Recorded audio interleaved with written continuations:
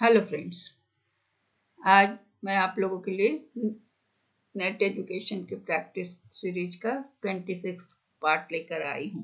हम लोग शुरू करते हैं। पहला क्वेश्चन है कि goodness of fit of A distribution is tested by statistics का क्वेश्चन है। आज मैं कुछ स्टैटिस्टिक्स के क्वेश्चंस लेके आई हूँ जिसको प्रैक्टिस कर लेते हैं, क्योंकि ये सारे क्वेश्चंस भी पूछे जाते हैं। तो वितरण में फिट होने के लिए गुडनेस ऑफ फिट को इसने बताया। वितरण में फिट होने के अच्छाई के टेस्ट किसके द्वारा किया जाता है? टी टेस्ट के द्वारा, एफ टेस्ट के द्वारा, या काई स्क्वायर टेस्ट के द्वारा, या जेड टेस्ट के द्वारा। इसको हम काई स्क्वायर ही लिखते हैं जी, ये ज्यादा सही रहेगा पढ़ने में। तो ये 4 टेस्ट में से गुडनेस ऑफ फिट का परीक्षण किससे किया जाता है? तो इसका आंसर है कि इसका टेस्ट काई स्क्वायर टेस्ट के द्वारा किया जाता है। ठीक है, आंसर है सी। हाइपोथेसिस गुडनेस ऑफ फिट का टेस्ट जो है एक स्टैटिस्टिकल हाइपोथेसिस टेस्ट है। ये उसमें यह देखा जाता है कि कोई भी सैंपल डाटा किसी भी डिस्ट्रीब्यूशन में कितनी अच्छी तरह से फिट होता है। जैसे वितरण के फिट होने की बात कही गई है ना, एक जो विथ ए नॉर्मल डिस्ट्रीब्यूशन, मतलब कि how well sample data fit a distribution, किसी डिस्ट्रीब्यूशन में from A population with a normal distribution. जो पॉपुलेशन का वितरण है ना, वो नॉर्मल है, नॉर्मली डिस्ट्रीब्यूटेड है, मतलब वो मीन के दोनों ओर इक्वली डिस्ट्रीब्यूटेड है। तो उसमें कितना फिट होता है, इसको बताने के लिए काई स्क्वायर टेस्ट का यूज किया जाता है। तो इसमें क्या है कि अगर आपका डेटा जो है वो आप गुडनेस ऑफ फिट जो है वो क्या करता है, दोनों ऑब्जर्व वैल्यू और जो एक्सपेक्टेड वैल्यू है, काई स्क्वायर भी वही करता है, observe value and expected value, ये दोनों के बीच के अंतर को बतलाता है ना। तो एक्सपेक्टेड वैल्यू, तो ये दोनों के बीच में जो डिस्क्रिपेंसी होता है, जो अंतर होता है, उसे ये कहता है कि गुडनेस ऑफ फिट क्या इस्टेब्लिश करता है, रिलेशन डिस्क्रिपेंसी को फिट करता है। ऑब्जर्व वैल्यू और एक्सपेक्टेड वैल्यू में जो अंतर होता है, जो डिस्क्रिपेंसी होता है, वो उसको वो इस्टेब्लिश करता है। और इसको हम कहाँ से एक्सपेक्ट करते हैं? नॉर्मल डिस्ट्रीब्यूशन केस में। तो ये गुडनेस ऑफ फिट को डिटरमाइन करने का बहुत सारा तरीका है। उसमें काई स्क्वायर है, फिर कोल्मो और इसके अलावा कोल्मो गोरो नो टेस्ट होता है, एंडरसन डार्लिंग टेस्ट होता है, सेफिरोविक टेस्ट होता है। तो गुडनेस ऑफ फिट टेस्ट क्या कहाँ यूज होता है? Goodness of fit test business में डिसीजन मेकिंग के लिए यूज होता है। तो काई स्क्वायर कैलकुलेट करने के लिए गुडनेस ऑफ फिट, इसमें जरूरी है कि पहले नल हाइपोथेसिस और अल्टरनेटिव हाइपोथेसिस को बता देना चाहिए पहले, उसके बाद एक सिग्निफिकेंट लेवल को लेकर तब क्रिटिकल वैल्यू होता है। तो गुडनेस ऑफ फिट टेस्ट जो होता है सबसे कॉमन होता है, वो काई स्क्वायर टेस्ट होता है, जो कि डिस्क्रीट डिस्ट्रीब्यूशन में यूज होता है। ठीक है, अगला क्वेश्चन है,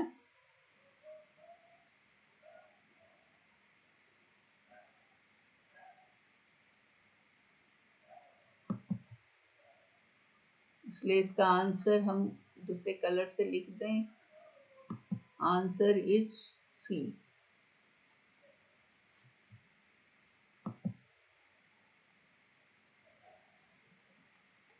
ठीक है, क्वेश्चन नंबर 2 पे अब हम चलते हैं। वो भी अब उसके पहले हम थोड़ा और सब तरह के टेस्ट को भी स्टडी कर लें तो अच्छा रहेगा, क्योंकि अभी पहला ही क्वेश्चन में थोड़ा और डिस्कस कर ले रहे हैं। टी टेस्ट क्या होता है? टी टेस्ट हमें बताता है कि कितना सिग्निफिकेंट डिफरेंस ग्रुप्स के बीच में है। दो ग्रुप्स है तो इसमें ये बताता है कि मीन्स में जो डिफरेंस है वो कितना है। टी टेस्ट बहुत सारे जो हाइपोथेसिस टेस्टिंग में टी टेस्ट का प्रयोग होता है, जो कि हमें ये बताता है कि दो ग्रुप्स के बीच में कितना सिग्निफिकेंट डिफरेंस है। एफ टेस्ट क्या बताता है? एफ टेस्ट रिसर्चर इसलिए करता है, उसे एफ स्टैटिस्टिक के आधार पर इन्हें करता है। ये एफ स्टैटिस्टिक क्या है?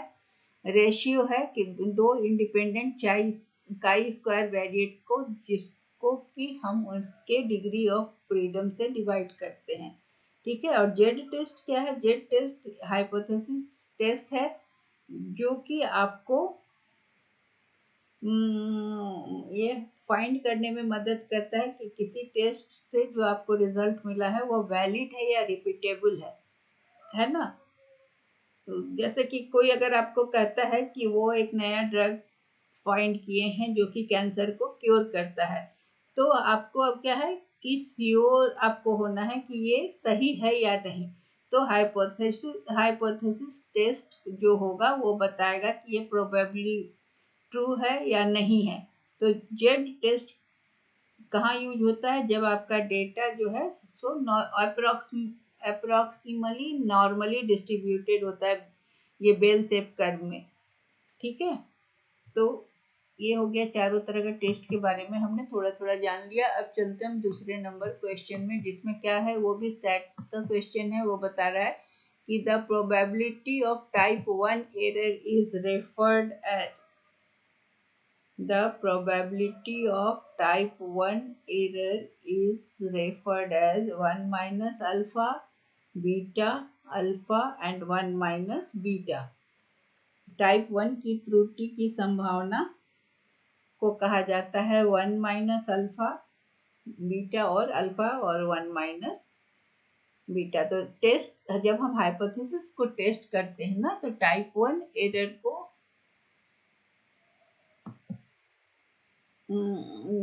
जब हम हाइपोथेसिस टेस्ट करते हैं तो टाइप 1 एरर अकर करता होता है। तो टाइप 1 एरर क्या होता है? जब हम when we reject, type 1 error तब होता है जब हम रिजेक्ट करते हैं नल हाइपोथेसिस को रिजेक्ट कर देते हैं जबकि वो सही होता है। इफ इट इज ट्रू, अगर ये सही है और हम उसे रिजेक्ट कर देते हैं तो कौन सा एरर होता है? टाइप 1। तो अगर H0 से हम इसे दिखाते हैं, नल हाइपोथेसिस को हम H0 से दिखाते हैं, तो यहाँ है कि प्रोबेबिलिटी है, संभावना है H0 का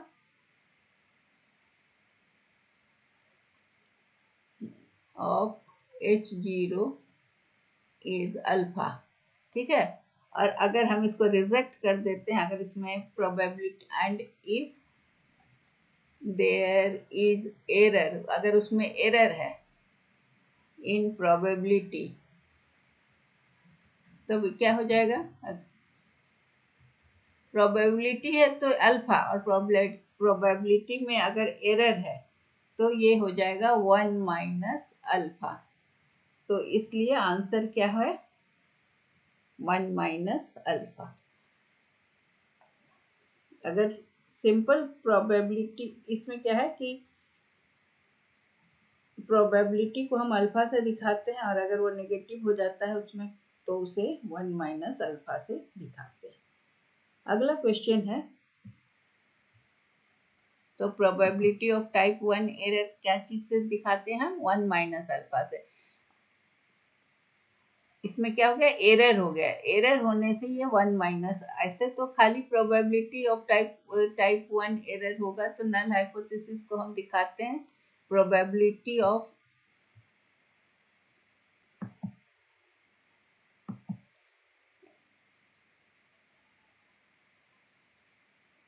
हम नल हाइपोथेसिस को रिजेक्ट करते हैं जब, तो ये नल हाइपोथेसिस H0 है, अगर ये सही होता है तो उसे टाइप 1 एरर कहते हैं। तो probability of null hypothesis alpha है, तो इसमें अगर एरर होगा तो वो 1 माइनस अल्फा से बताते हैं, इसलिए इसका आंसर हो गया 1 माइनस अल्फा। अगला क्वेश्चन है,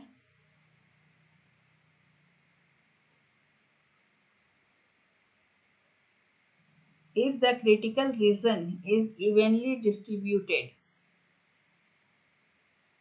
then the test is referred as, अगर critical region जो है वो evenly distributed है, मतलब टू टेल टेस्ट में critical region अगर evenly distributed, टू टेल मतलब दोनों तरफ जब, तो ये रीजन जो है one region contents the area, वहां पर क्या होता है कि नल हाइपोथेसिस एक्सेप्ट होता है और दूसरा एरिया होता है जिसमें कि ये रिजेक्ट होता है। तो इसलिए क्रिटिकल रीजन जब इवनली डिस्ट्रीब्यूटेड होता है तो टेस्ट को कौन सा कहते हैं, क्योंकि दो तब ये टू टेल टेस्ट हो जाता है, इसे हम टू टेल टेस्ट कहते हैं। क्योंकि टू टेल टेस्ट में क्रिटिकल रीजन जब इवनली डिस्ट्रीब्यूटेड है तो इसे टू टेल टेस्ट कहेंगे, क्योंकि ये दोनों तरफ डिस्ट्रीब्यूटेड है। ठीक है, इवनली तो वो एक रीजन में नल हाइपोथेसिस एक्सेप्ट हुआ और दूसरे रीजन में नल हाइपोथेसिस रिजेक्ट हुआ, इसलिए इसे हम टू टेल्ड कहेंगे। इवनली डिस्ट्रीब्यूटेड का मतलब ही हो गया समान रूप से वितरित है, तो दो ही एरिया में वितरित है क्रिटिकल क्षेत्र, और एक तरफ नल हाइपोथेसिस को हम एक्सेप्ट कर रहे हैं और दूसरी तरफ रिजेक्ट कर रहे हैं।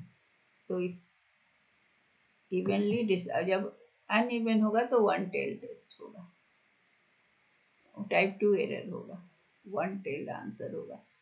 The point where null hypothesis gets rejected is called significant value, rejection value, acceptance value और critical value। तो जहां पर नल हाइपोथेसिस को रिजेक्ट करते हैं उसको हम क्रिटिकल वैल्यू कहते हैं, महत्वपूर्ण वैल्यू कहते हैं, क्योंकि इसे हम डिवाइडिंग पॉइंट भी कहते हैं।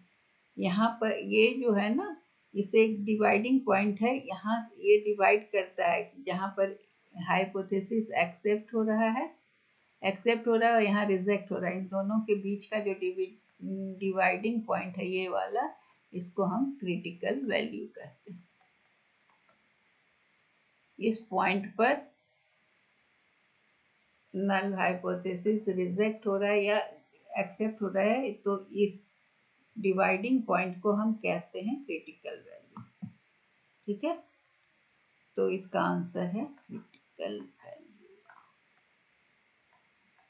यहाँ पर नल हाइपोथेसिस को हम रिजेक्ट करते हैं, उसे हम क्रिटिकल वैल्यू कहते हैं, वो पॉइंट को क्रिटिकल वैल्यू पॉइंट कहते हैं।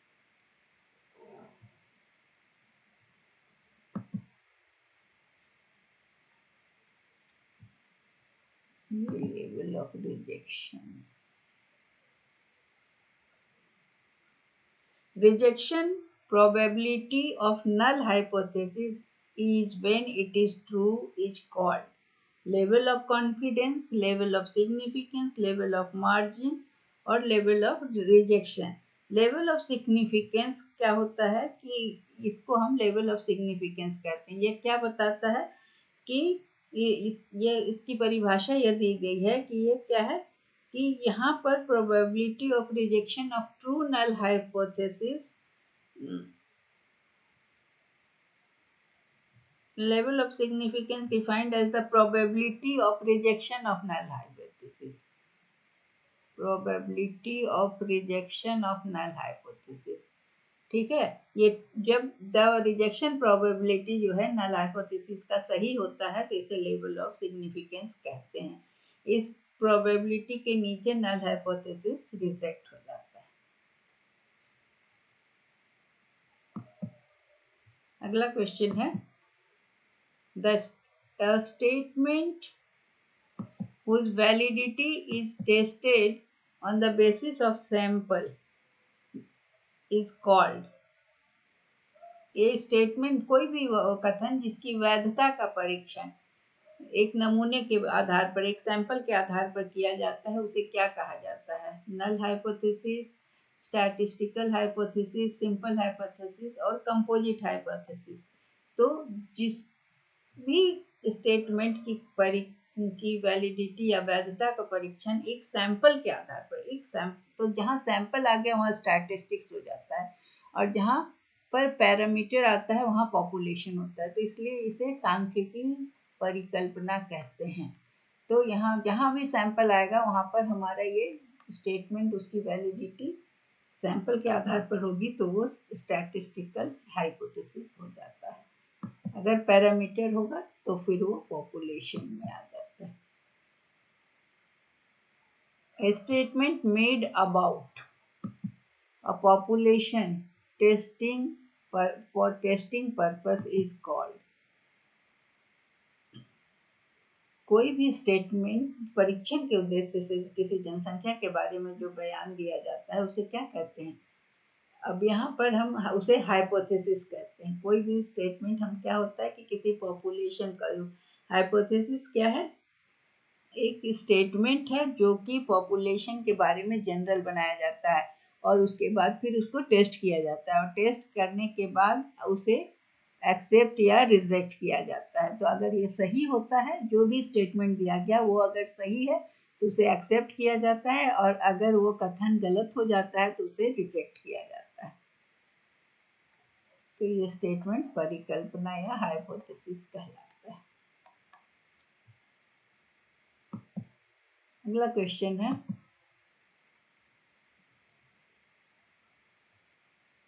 SUPW एजुकेशन में the SUPW has been introduced in school curriculum due to the recommendation of। SUPW की सिफारिश किसने किया था? किसको, किस समिति या रिपोर्ट, जो भी कहें, या रिपोर्ट के सिफारिश के कारण स्कूल के पाठ्यक्रम में शामिल किया गया? तो SUPW क्या है? ये इसका फुल फॉर्म है सोशली, ये भी आपके लिए इम्पोर्टेंट है, सोशली यूजफुल प्रोडक्टिव वर्क।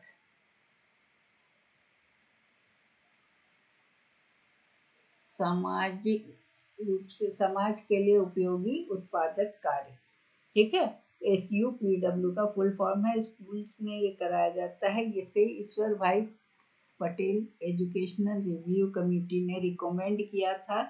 ये उनके रिकमेंडेशन के आधार पर, ये कब रिकमेंड किया था इन्होंने? तो जुलाई 1977 में। ये भी एक क्वेश्चन बनता है कि कब इसको रिकमेंड किया गया था।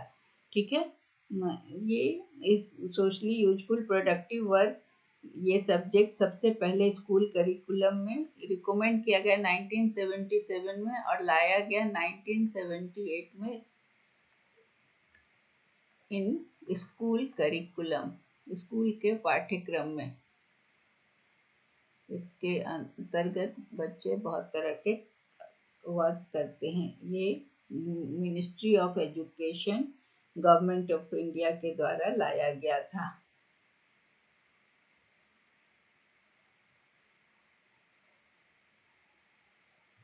अगला क्वेश्चन है question number 9। Learning disabled children are mostly, सीखने में जो अक्षम बच्चे होते हैं वो ज़्यादातर क्या होते हैं? एग्रेसिव होते हैं, या ऑर्गेनाइज्ड होते हैं, या कंसिस्टेंट होते हैं, या अंडर अचीवर्स होते हैं। तो ऐसे बच्चे ज़्यादातर जो लर्निंग डिसेबिलिटी जिनमें होती है वो अंडर अचीवर होते हैं। अंडर अचीवर का मतलब हुआ कि वो सभी नॉर्मल बच्चों की तरह नहीं होते हैं। जब लर्निंग डिसऑर्डर या यूज होता है तो इसका मतलब ऐसे लोगों का ग्रुप होता है जो कि कुछ स्पेसिफिक जो एकेडमिक, लैंग्वेज और स्पीच स्किल होता है उसमें उनमें कमी पाई जाती है। तो लर्निंग डिसऑर्डर या लर्निंग डिसेबल्ड बच्चे होते हैं जिसमें पढ़ने में दिक्कत होती है, तो उसे डिसलेक्सिया कहते हैं। डिसलेक्सिया में पढ़ने में दिक्कत होती है, डिसकैलकुलिया मैथ में दिक्कत होती है, अरिथमेटिक में, एंड लिखने में दिक्कत होती है, तो उसे हम डिसग्राफिया कहते हैं वैसे बच्चों को।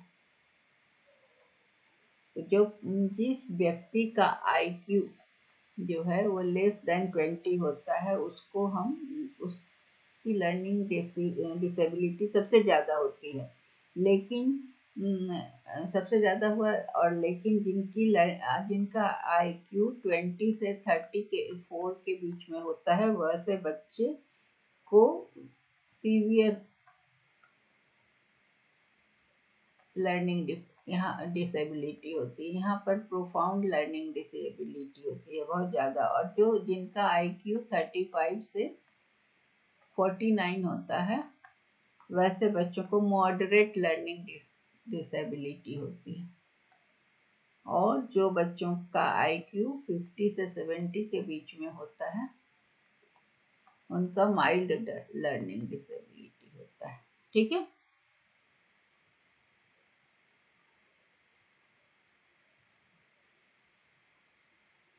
तो ऐसे बच्चे अंडर अचीवर्स होते हैं और बच्चों की तुलना में उनकी लर्निंग की कैपेसिटी कम होती है और वो कम सीखते हैं।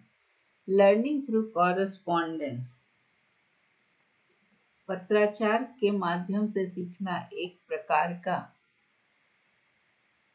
इसको हम कहेंगे अनौपचारिक, दोनों दिया है ना, जीवन भर की शिक्षा, ये होगा निरौपचारिक शिक्षा।